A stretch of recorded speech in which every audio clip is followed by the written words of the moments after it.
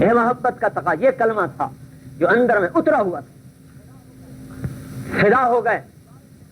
تیروں کی بارش ہو رہی تھی احد کی لڑائی میں، اور حضرت طلحہ ایک ہاتھ سے تیروں کی بارش کو اپنے ہاتھوں پر روک رہے تھے. سارا ہاتھ ایسے تیروں سے بھر گیا جیسے تسبیح میں دانے پروئے ہوتے ایسے، اور دوسرے ہاتھ سے آپ کو اٹھایا کیونکہ آپ پر غشی تاری تھی. ابن قمیہ نے پتھر مارا تھا جو یہاں لگا، دان ٹوٹ گیا اور اندر گھس گیا لوہا، تو غشی تاری ہو گئی. ایک کندھے پہ آپ اللہ کے حبیب کو اٹھایا ہوا ہے اور دوسرے ہاتھ سے تیروں کی بارش کو روک رہے ہیں اور آگے بڑھتے ہیں. کفار حملہ کرتے ہیں، آپ کو بٹھا کر پھر کفار سے لڑتے ہیں، ان کو پیچھے ہٹاتے ہیں، اور آپ فرماتے ہیں اوجب طلحہ، اوجب طلحہ، اے طلحہ آج تو جنت کا حقدار بن گیا، آج تو جنت کا حقدار بن گیا. یہاں تو حرام چھوڑنے کو تیار نہیں ہے اللہ کے حکم کے سامنے اور نبی کے طریقے کے سامنے، وہاں جانے قربان ہو گئے. حضرت حبیب ابن زید کو مسلمہ کذاب نے پکڑا، کہا تو گواہی دیتا ہے کہ میں اللہ کا رسول ہوں؟ کا نہیں. کہا تو گواہی دیتا ہے کہ محمد اللہ کا رسول؟ نے کہا ہاں. تو اس نے ان کا ایک ہاتھ کاٹ دیا. اتشہد انی رسول اللہ؟ قال لا اسمع. اتشہد ان محمد رسول اللہ؟ قال نعم. دوسرا ہاتھ کاٹ دیا. پھر اس پوچھا اتشہد انی رسول اللہ؟ قال لا اسمع. کہ تو گواہی دیتا ہے میں رسول ہوں؟ کا میں نہیں جانتا. کہ تو گواہی دیتا ہے محمد اللہ کے رسول؟ نے کہا ہاں. تو ایک پاؤں کاٹ دیا. پھر پوچھا بتا مجھے نبی مانتا ہے؟ کا نہیں مانتا. اس کو مانتا ہے؟ کہاں مانتا ہوں. دوسرا پاؤں کاٹ دیا. پھر کہا بول مجھے نبی مانتا ہے؟ کا نہیں مانتا. اسے مانتا ہے؟ کہاں مانتا ہوں. پھر گوشت کی ایک بوٹی اتار دی. پھر بول بول پورے گوشت کو ہڈیوں سے زندہ سے اتار دیا اور وہ آخر تک کہتے رہے تجھے نہیں مانتا اس کو مانتا ہوں، تجھے نہیں مانتا اس کو مانتا.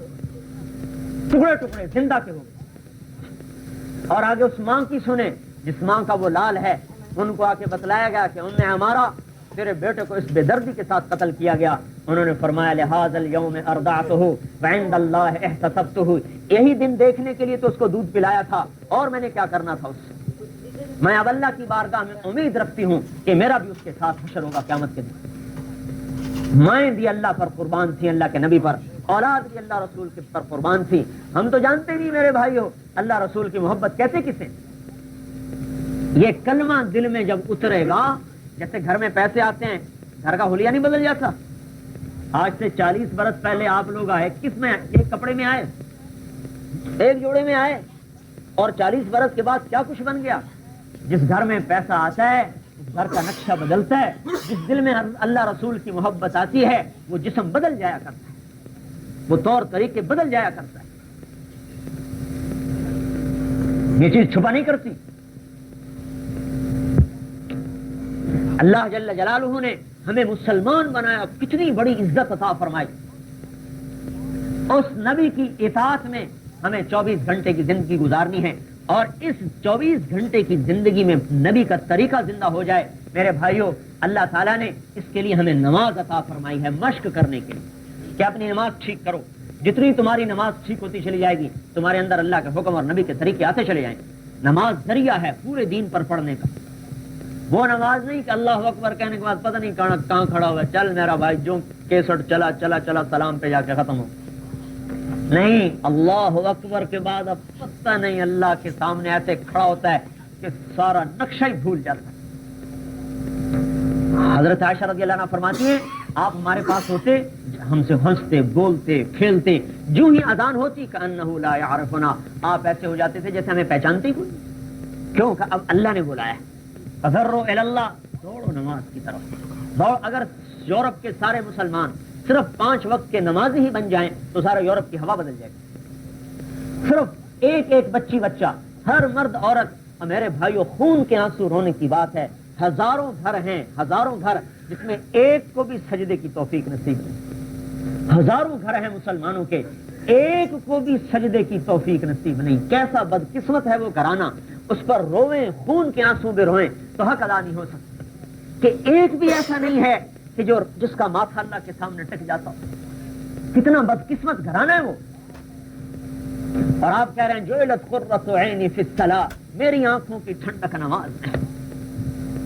اور وہ حضور صلی اللہ علیہ وسلم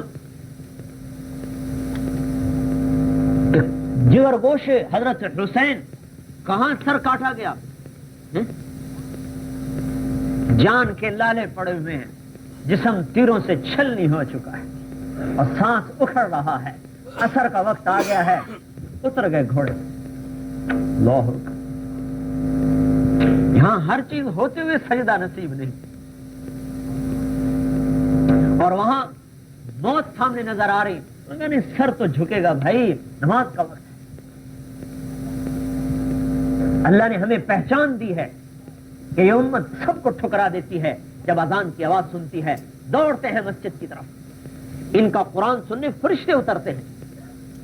اسید بن حذیر تہجد میں قرآن پڑھ رہے تھے تو اوپر سے بادل آ گئے، تو گھوڑا بدکنے لگا تو انہوں نے رکوع کر دیا، وہ بادل اوپر سے لگا. صبح تک ایسے اترا، جب قرآن پڑھتے تو بادل اوپر آ جاتے، وہ گھوڑا بدکتا، اب رکوع کر دیا. صبح ہوئی، آپ تشریف لائے، یا رسول اللہ رات یہ ہوتا رہا میرے ساتھ. آپ نے فرمایا پتہ ہے وہ کیا تھا؟ کہا نہیں. کہا وہ فرشتے تھے تیرا قرآن سننے آتے.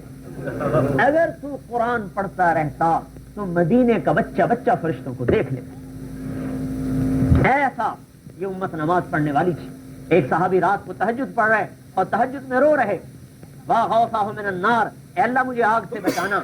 یہ کہتے ہوئے رو رہے، قرآن پڑھ رہے، رو رہے. جب فجر کی نماز پڑھنے مسجد میں آئے تو آپ نے فرمایا ارے اللہ کے بندے لقد ابکیت اعین من الملائکۃ کثیر، ارے اللہ کے بندے تیرے رونے کی وجہ سے آسمان کے بے شمار فرشتے بھی رو رہے تھے. اس امت کا نماز میں رونا فرشتوں کو رلاتا تھا. آج نماز ہی چھوٹ گئی. اور آپ کا دنیا سے جاتے وقت کیا کلام تھا؟ الصلاۃ وما ملکت ایمانکم، الصلاۃ وما ملکت ایمانکم. نماز نہ چھوڑنا، نوکروں سے اچھا سلوک کرنا. اور جب اور آواز لڑکھڑا گئی تو الصلاۃ الصلاۃ الصلاۃ، نماز پڑھتے رہنا، نماز پڑھتے رہنا. یہی کہتے کہتے دنیا سے چلتے، اور آپ 5% بھی مسجدیں آباد نہیں. نماز اللہ کے قریب کر دیتی ہے. ان اقرب ما یکون العبد الی ربہ وہو ساجد، سب سے زیادہ قریب اللہ تعالیٰ کہتا ہے میرا بندہ میرے وقت اس وقت ہوتا ہے جب سجدے میں سر رکھ دیتا ہے. اور کہا کہ جب بندہ زمین پہ سر رکھتا ہے تو اللہ تعالیٰ کہتے ہیں نہیں تیرا سر میرے قدموں میں آ. سجدہ کرنے والا اللہ کے قدموں میں سر رکھتا ہے. وہ کیسا بد نصیب ہے جسے زندگی میں ایک سجدہ بھی اللہ کے قدموں میں نصیب نہیں. نماز بھی ہے کہ جو پورے دین پر کھڑا کر دے. پھر ہمیں حکم دیا کہ 24 گھنٹے کی زندگی کو سیکھو کہ میں اپنی زندگی بناؤں کیسے. ڈاکٹری پڑھنے کے لیے انگلینڈ تک آ گئے، امریکہ تک چلے گئے، انجینئر بننے کے لیے امریکہ تک چلے گئے، اور ایک مسئلہ پوچھنے کے لیے مفتی تک نہیں جاتے کہ مفتی صاحب بتا دو میں زندگی گزاروں کیسے. کہ جو ایک مسئلہ پوچھنے کی جاتا ہے 70,000 فرشتے اس کے لیے استغفار کرتے. ایسی بے رخی آ گئی. یعنی میں اللہ اپنی زندگی کو جب نبی کے طرز پر گزارنا ہے پوچھ پوچھ کے چلو. آپ نے فرمایا من سلک طریقا یلتمس فیہ علما سہل اللہ بہ طریقا الی الجنہ، جو دین سیکھنے کے لیے نکلتا ہے اللہ جنت کا راستہ اس کے لیے آسان کر دیتا. مدرسے جانا ضروری نہیں ہے، مدرسے جانا ضروری نہیں ہے بھائی. اپنی 24 گھنٹے کی زندگی میں علماء سے پوچھ پوچھ کے چلتے رہو. یہ بھی طالب علم ہے، یہ بھی جنت کا وارث ہے. طالب علم صرف وہ تھوڑا جو مدرسے داخل ہو جائے. ہر مسلمان دین کا طالب ہے، جو بھی پوچھنے جائے گا وہی دین کا طالب ہے. ایک مدرسے کا طالب علم کہنے لگا تم علم کے فضائل تبلیغ میں کیوں فٹ کرتے ہو؟ علم کے فضائل تو ہمارے لیے ہیں. میں نے کہا نہیں، تم سے زیادہ تبلیغ والوں کے لیے. اللہ کی رحمت کو تنگ کیوں کرتے ہو؟ جو ایک مسئلہ بھی پوچھنے جائے گا وہ بھی طالب علم ہے. ہاں درجات کا فرق تو ضرور ہے. تو اپنی زندگی کی ترتیب پوچھ پوچھ کے چلنا. اور اللہ نے ہمیں قرآن دیا ہے جو دلوں کو نرم کر دیتا ہے. اس کی تلاوت دلوں کو نرما دیتی. ارے حضور صلی اللہ علیہ وسلم جن پر قرآن اترا وہ کہنے لگے عبداللہ ابن مسعود سے عبداللہ مجھے قرآن تو سنا. وہ کہنے لگے یا رسول اللہ اقرأ علیک و علیک انزل، میں آپ کو سناؤں حالانکہ آپ پہ اترا ہے. کہا نہیں میرا جی چاہتا ہے میں بھی قرآن سنوں. تو حضرت عبداللہ نے سنانا شروع کیا. جب اس آیت میں فَكَيْفَ إِذَا جِئْنَا مِن كُلِّ أُمَّةٍ بِشَهِيدٍ وَجِئْنَا بِكَ عَلَىٰ هَٰؤُلَاءِ شَهِيدًا، جب اس آیت پر پہنچے تو آپ رونے لگے. حضرت عائشہ رضی اللہ تعالیٰ عنہا ایک رات کو ذرا دیر سے ہی نماز کے بعد آپ نے فرمایا کہاں رہ گئی تھی؟ کہا وہ مسجد میں ایک قاری قرآن پڑھ رہا ہے نماز میں, ہم اس کا قرآن سن رہی تھی, کہا چلو میں بھی سنتا ہوں. آپ بھی اٹھ کے چلے گئے اور جا کے دیکھا تو قرآن پڑھ رہے تھے. کہا فرمایا یہ سالم ہے, سالم مولا حذیفہ, یہ ایسا قرآن پڑھتا ہے کہ میرا بھی جی چاہتا ہے میں اس کا قرآن سنوں. اور اللہ کا شکر ہے میری امت میں ایسے لوگ موجود ہیں کہ جن کا قرآن سننے کا مجھے بھی حکم ہے. اور آپ نے ابی ابن کعب کو بلا کر کہا کہ میرے رب نے مجھے کہا ہے کہ تجھے قرآن سناؤں. یا اللہ میرا نام لے کر کہا ہے. کہا ہاں تمہارا نام لے کر کہا ہے. حضرت ابی خوشی سے رونے لگے.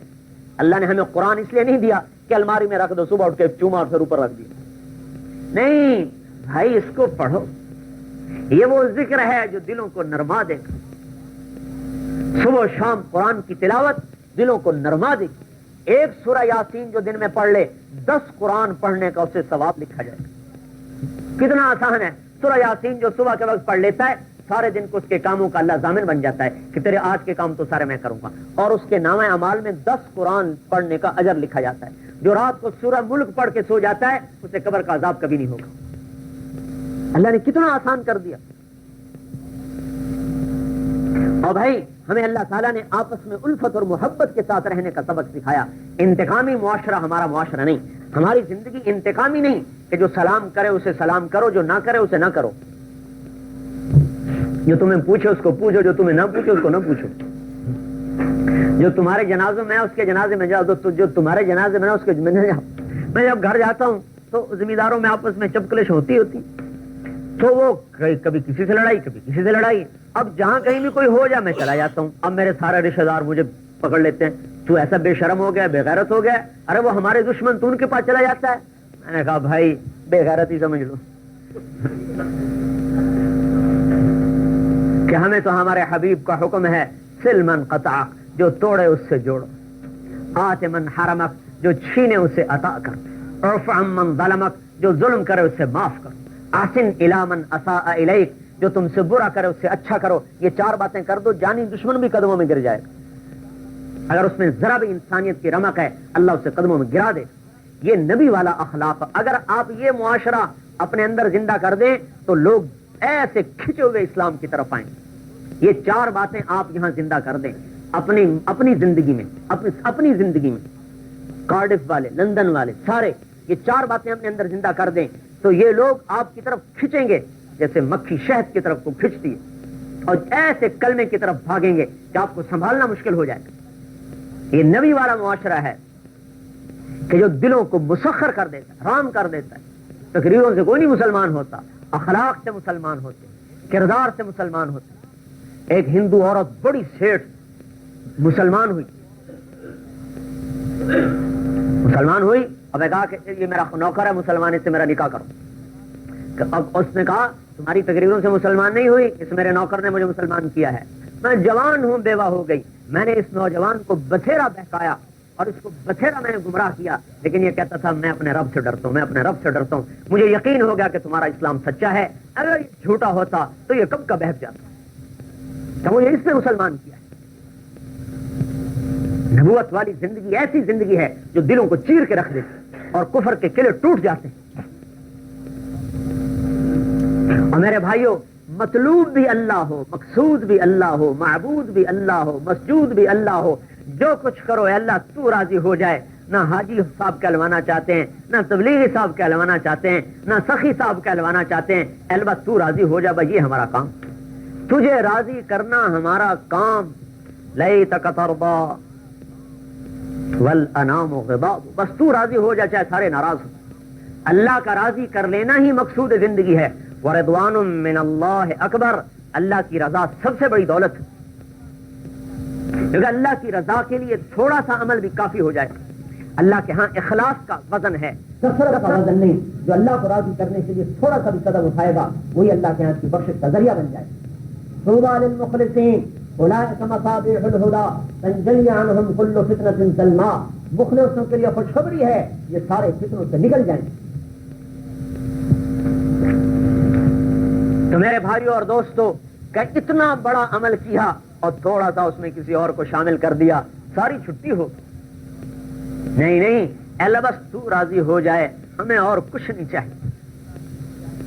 صحابہ بھی کیسے خوش قسمت لوگ تھے جن کے اخلاص کی گواہی قرآن نے دی. ہمیں تو پتہ نہیں ہم مخلص ہیں کہ نہیں ہیں، یہ تو موت میں پتہ چلے گا. صحابہ دنیا میں ایسی ہستی گزرے ہیں جن کے اخلاص کی اللہ نے گواہی. یبتغون فضلا من اللہ ورضوانا، یہ وہ ہیں جو میری ہی رضا چاہتے ہیں اور کچھ نہیں چاہتے.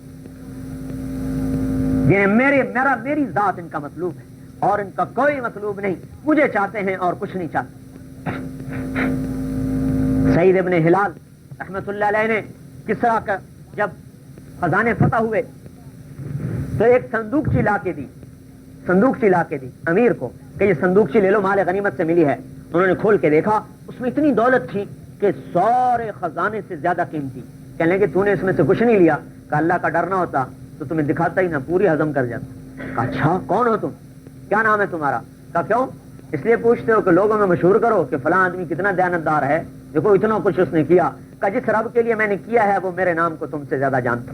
اور بھاگ گیا، نام بھی نہیں بتایا. ان کے اس کے پیچھے جاؤ پتہ کرو یہ کون ہے. تو ایک آدمی پیچھے دوڑا آخر میں خیمے میں جا کر پہنچا. کون ہے؟ ان کا یمن کے ہیں، تابعین میں سے تھے، صحابی بھی نہیں، تابعین میں. سعید نام ہے. کہا یہ تابعین میں سے ہیں. ایسا اندر میں اللہ کی رضا کا جذبہ. یہاں تو پنکھا دیتے ہیں پر نام لکھتے ہیں حاجی صاحب کی طرف سے عطیہ مسجد. چل میرا بھائی، ارے 2 پاؤنڈ کا دیا تھا پنکھا، وہ بھی اللہ کی رضا کے لیے. عجیب بات. ان کا ایسے دو کہ لا تعلم شمالہ ما تنفق یمینہ، ایسے چھپ کر دو کہ کسی کو نہ پتا چلے. امام زین العابدین 100 گھروں کو پالتے تھے، 100 گھروں کو، اور کسی کو نہیں پتا چلا کہ ہمیں کون پالتا ہے. رات کو اکیلے جاتے، کسی خادم کو بھی نہیں ساتھ لیتے تھے. بوری کندھے پہ رکھی اور گھر میں ڈال دی. 100 گھروں کو راشن روزانہ دیتے تھے. جب ان کا انتقال ہو گیا، جب غسل دینے لگے تو کندھے کے اوپر دیکھا مزدوروں کے نشان بوری اٹھانے کو. کہا رہے شہزادے، اور یہ بوری کے نشان کہاں سے ہیں؟ سمجھ میں نہ آیا. ادھر انتقال کے بعد 100 گھروں کا راشن بند ہو گیا. اب آپس میں کڑیاں ملائیں، او ہو یہ تو یہ تھے جو راتوں کو اٹھ کے جا کر دیا کرتے تھے. یہ دینا اللہ کو محبوب ہے کہ جس میں اللہ ہی اللہ ہو، مخلوق نہ ہو.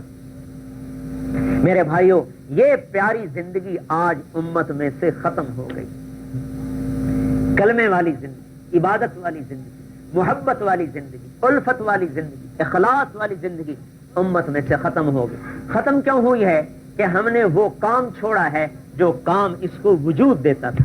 کپڑے کی ایک محنت ہے، ہوگی تو کپڑا وجود میں آئے گا. زراعت کی ایک محنت ہے، وہ ہوگی تو زراعت وجود میں آئے گی. اسلحہ کی ایک محنت ہے، وہ ہوگی تو اسلحہ وجود میں آئے گا. ان صفات کو وجود میں لانے کی بھی ایک محنت ہے جو اس مسلمان کے ذمے تھی، جو عرصہ ہوا چھوڑ چکا ہے. بحیثیت مسلمان ہونے، بحیثیت حضرت محمد صلی اللہ علیہ وسلم کا امتی ہونے کے، اللہ نے اس امت کے ذمے یہ کام لگایا ہے کہ پوری دنیا کو ان صفات کے ساتھ زندہ کر دو. یہ ہمارا کام ہے. روٹی، کپڑا، مکان، بیوی، بچے، کاروبار، یہ ہماری ضرورت ہے. مقصد اور ہوتا ہے، ضرورت اور ہوتی ہے. مقصد قربان نہیں ہوتا، ضرورت قربان ہوتی ہے. مقصد پر ضرورت کو قربان کیا جاتا ہے. ضرورت نہیں آگے کی جاتی، مقصد آگے کیا جاتا ہے. میرے بھائیوں، یہ امت سب سے آخری امت ہے. اس امت کا نبی سب سے آخری نبی ہے. لا امت بعدنا، لا نبی بعدہ ولا امت بعدنا. اس کے بعد نبی کوئی نہیں، ہمارے بعد امت کوئی نہیں. دنیا میں 4 ارب انسان اللہ کو جانتے نہیں. 1 ارب مسلمان ایسے جو جاننا نہ جاننا برابر کیے بیٹھے. جاننا نہ جاننا پتہ ہی نہیں کہ اللہ دیکھ رہا ہے. وہ کل پرسوں ہمارے امیر صاحب نے ایک واقعہ سنایا کہ ایک چور نے اپنے بچے کو مکتب میں بٹھا دیا کہ بھائی تھوڑا سا پڑھ لکھ جائے، پھر اس کو بھی چوری پہ لگاؤں گا. جب وہ 8-10 سال کا ہو گیا، کہ چلو اب میرا ساتھ دے کو اٹھا کے لے آیا، مدرسے سے لے آیا اٹھا کے. کہ دیکھو آج میں اوپر چڑھوں گا، بس تمہارا ایک ہی کام ہے کہ تم ادھر ادھر دیکھنا، کوئی دیکھ تو نہیں رہا، کوئی دیکھے تو فوراً مجھے بتانا. بس باقی کام تم یہ دیکھو میں چڑھتا کیسے ہوں، اترتا کیسے ہوں، نقب کیسے لگاتا ہوں، چوری کیسے کرتا ہوں. پہلا سبق دے رہا بچے کو. اور ٹھیک ہے بھائی، ساتھ آیا. اب اس نے وہ رسی پھینکی اور اوپر چڑھا. جب چھت پہ چڑھ گیا تو بچے نے کہا ابا دیکھ رہا ہے، دیکھ رہا ہے. اس نے جلدی سے چھلانگ لگائی اور بھاگا. وہ بھی بھاگا، بیٹا بھی بھاگا. جی کافی دور بھاگے. جب سانس چڑھ گیا، اب پیچھے کوئی نہیں آئے گا، تو کھڑا ہو گیا. کہنے لگا کون دیکھ رہا تھا؟ کہا اللہ دیکھ رہا تھا، اور کون دیکھ رہا.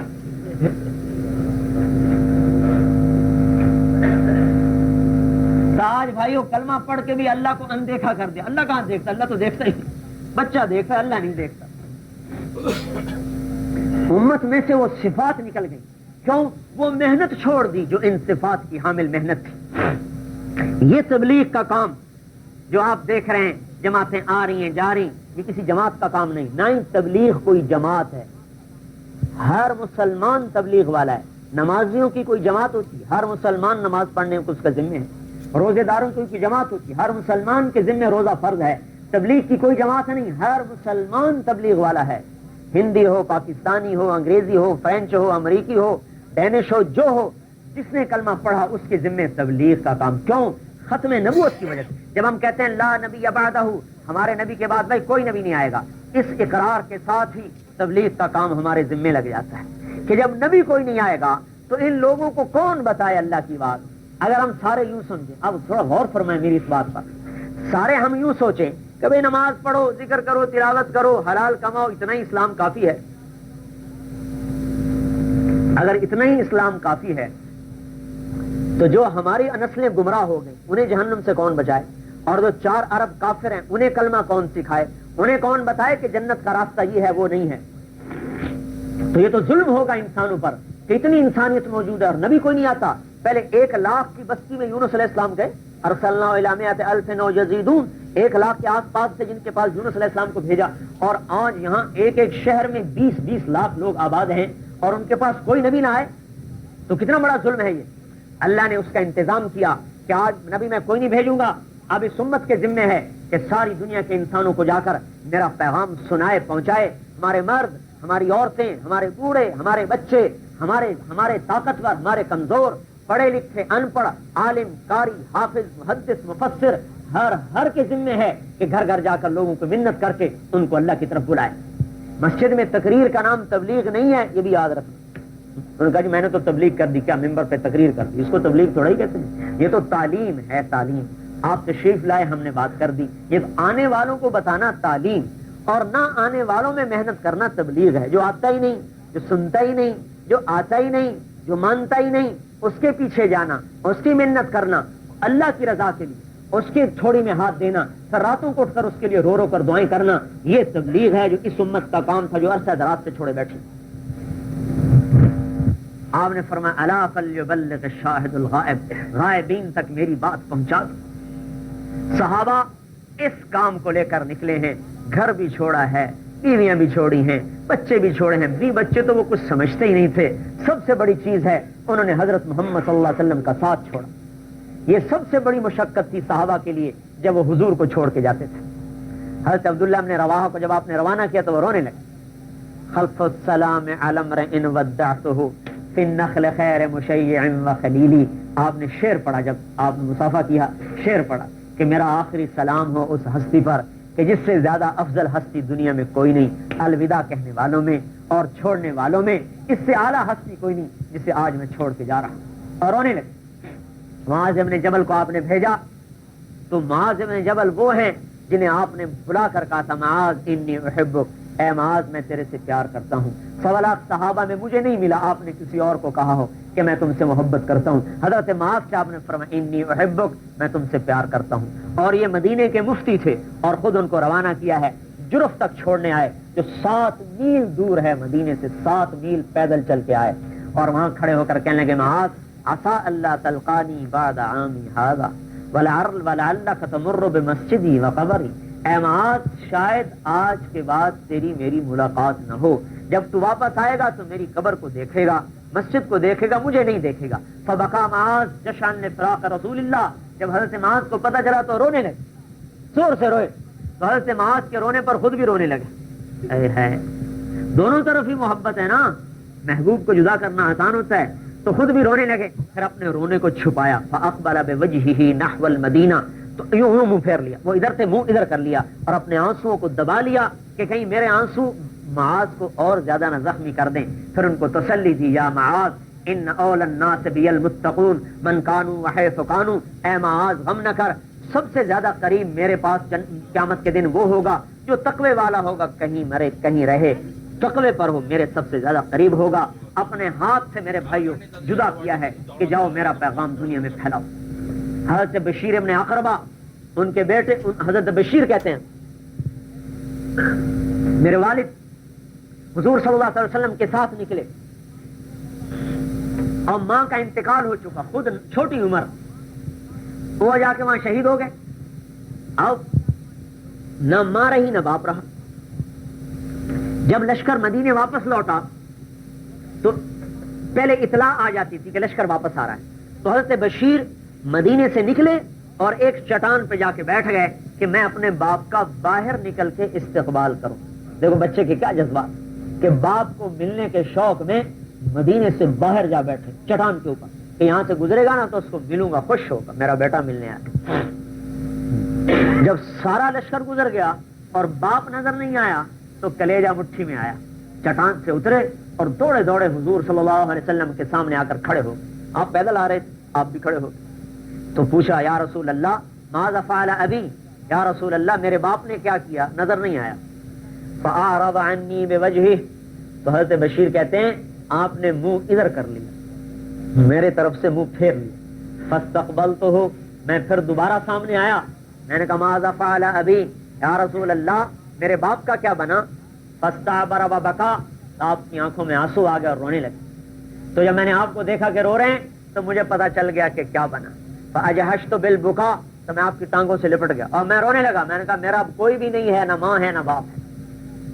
تو حضور صلی اللہ علیہ وسلم نے مجھے اٹھا لیا اور سینے سے لگا لیا اور کہا بشیر اما ترضى ان یکون رسول اللہ اباک وعائشہ امک، بشیر کیا تو راضی نہیں ہے کہ آج کے بعد اللہ کا رسول تیرا باپ بنے اور عائشہ تیری ماں بنے. انہوں نے کہا رضیت یا رسول اللہ، اے رسول اللہ میں راضی ہوں، اب میرا سودا پورا ہو گیا. یہ گھروں کو چھوڑ کے کیوں جا رہے ہیں؟